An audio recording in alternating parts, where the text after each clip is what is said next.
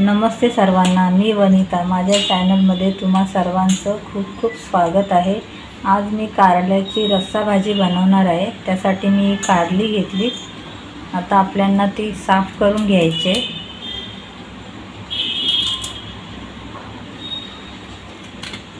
असे 2 तुकडे करायचे आणि मध्ये चीर पाडायची आणि या बिया काढून घ्यायच्या। बघा, अशा बिया काढून घेतल्या। असे सर्व कारल्यांच्या बिया काढून मधून अशी चीर पाडून घ्यायची। इथे मी गरम पाणी करायला ठेवलंय, त्यामध्ये मीठ टाकते आणि आपल्याला हे सर्व कारले त्यामध्ये टाकायचे आणि छान असे उकडून घ्यायचे।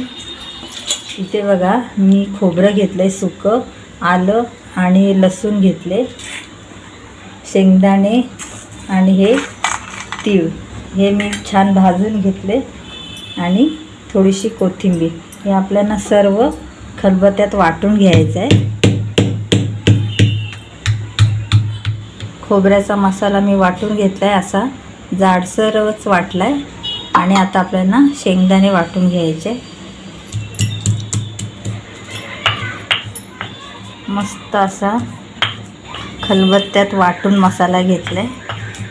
शेंगदाणे पण छान असे वाटून घ्यायचे, जाडसरच वाटायचे आपल्याला। कारली आपली छान अशी शिजलेली आहे। थोडे जिरे टाकते आणि कांदा घेतलाय अर्धा चिरून, तो घालूया आणि छान असं परतून घेऊया। थोडी हळद टाकते,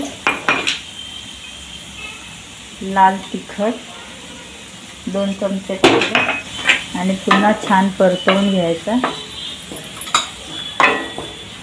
आणि हे वाटण घातले। वाटण छान परतून घेतलं। आता कारली घातली,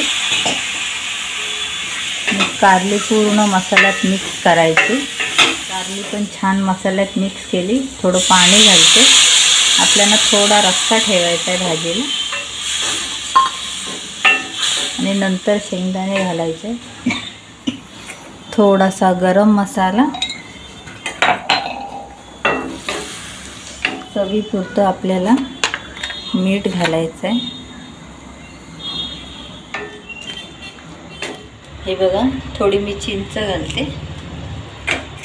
म्हणजे छान असं चटपटीत लागेल कारलं। शेंगदाणे पण आपले कुटून झालेले आहे, तर मी काढून घेते। झाकण काढून बघते आता।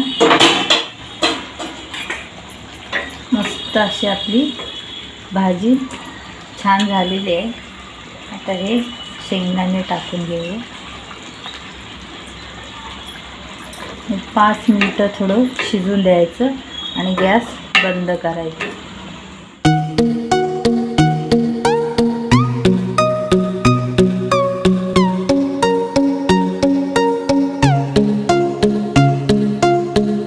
चमचमीत अशी कारल्याची रस्सा भाजी आपली तयार झाली, सोबत भाकरी। व्हिडिओ आवडला असेल तर लाईक, शेअर आणि पटकन सबस्क्राईब करा।